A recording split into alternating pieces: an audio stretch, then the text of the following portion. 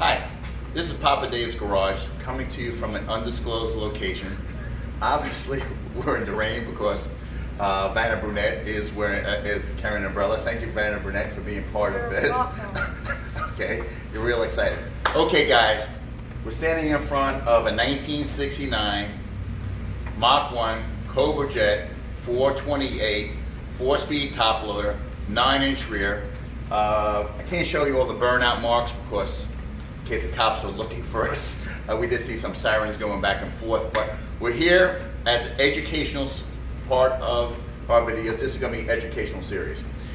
The biggest problem that Al Bundy had with Peg is he'd yell at Peg. Peg would pretend not to hear him. But now that our spouses all have wives, when we're working on a car, sometimes we can get in a compromising position, whether it's laying over a hood or on a back on a creeper, and we have to call our wives to get a tool for us out of our toolbox. That's how much help I'm going to get, to help us out in those vital moments where we need a certain type of tool. Today's lesson, we're going to start with ratchets. We're going to get advanced at a later date and time and go over screwdrivers between a slotted and a Phillips, but that's a little too complicated for now. So while tools have gone metric, you have metric tools and standard tools, the great thing about ratchets, they've stayed the same. You have 3 basic sizes in ratchets: the 1/4-inch ratchet, the 3/8 inch ratchet, and the 1/2-inch ratchet. So no matter what set of sockets you get, you're going to get a 1/4-inch. Remember this, there's going to be a test.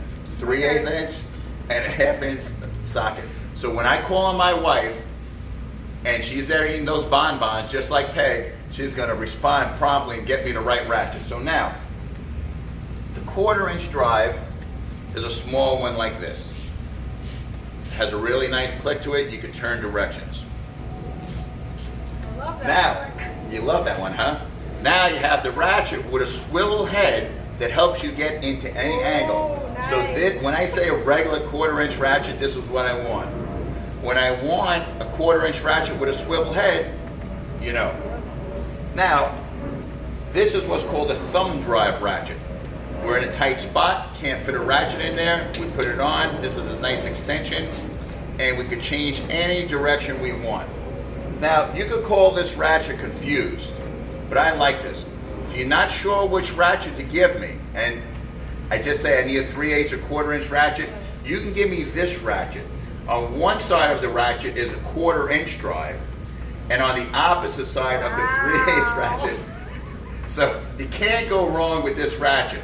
Now, it's a little oversized or overkill for stuff, but when my wife's in a jam, I just say, give me a ratchet, and this is what I get.